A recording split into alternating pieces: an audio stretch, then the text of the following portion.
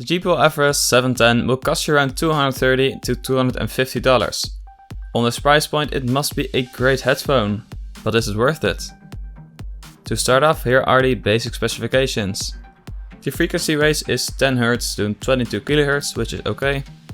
It has 40mm drivers, a Bluetooth or 3.5mm headphone jack for connectivity, Bluetooth version 4.1 and up to 25 hours of battery life. Since I didn't record an unboxing, let's start with what is included in the box. If you open the box, you will be greeted with a travel case and a small box with all the paperwork.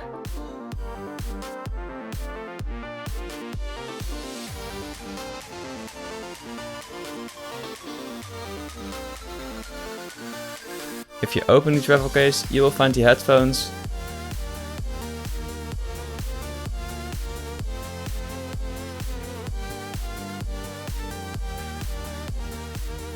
a micro USB cable for charging, and a 3.5mm headphone jack to listen to the headphones while wired.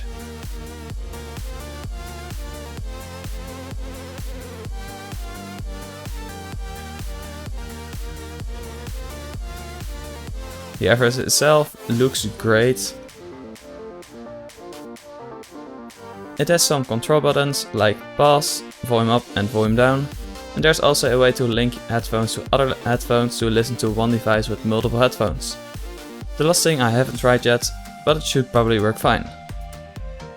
The Everest 710 also is very comfortable and light.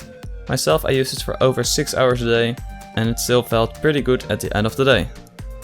One downside of the design is the edges where you can adjust the fit may be a bit sharp. This may not be relevant for you, but myself, I have my headphones on my shoulder sometimes, which didn't feel that great. The connectivity is great for this, and it's easy to set up a Bluetooth connection with your device. Just turn on the headphones with a power button and connect it in your Bluetooth list. Connecting it via cable is even easier. Just plug in the 3.5mm headphone jack in your device and the other end in your headphones and it works.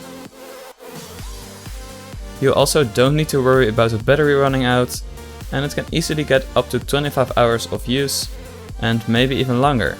This is because the speaker doesn't use any battery when wired up, and the speaker turns off when there is no sound coming from the Bluetooth connection, which saves a lot of battery. The battery is charged in around 2 hours, but it can go for a while when you only charge it for around an hour, which is great.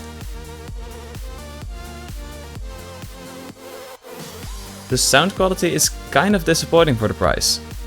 Of course, the headphones sound great, but there is a little bit of background noise if you use a Bluetooth connection.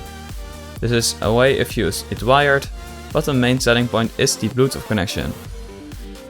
Also, the bass isn't anything special, and even my G430 has a better bass in it. You can try to increase the bass with an equalizer to make it a bit better, but not all devices support equalization over Bluetooth.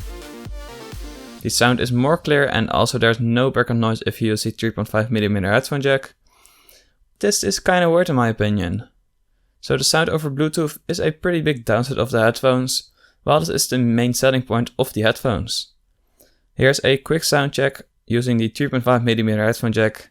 You won't notice any difference if I used Bluetooth, because my microphone can't pick up the background noise.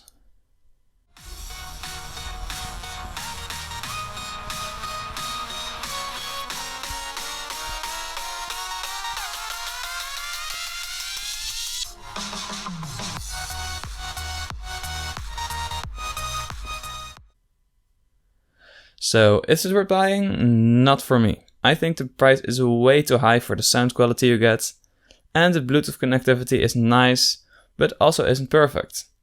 I think I will stick with my G430 for now, because the sound quality is simply put better in my opinion.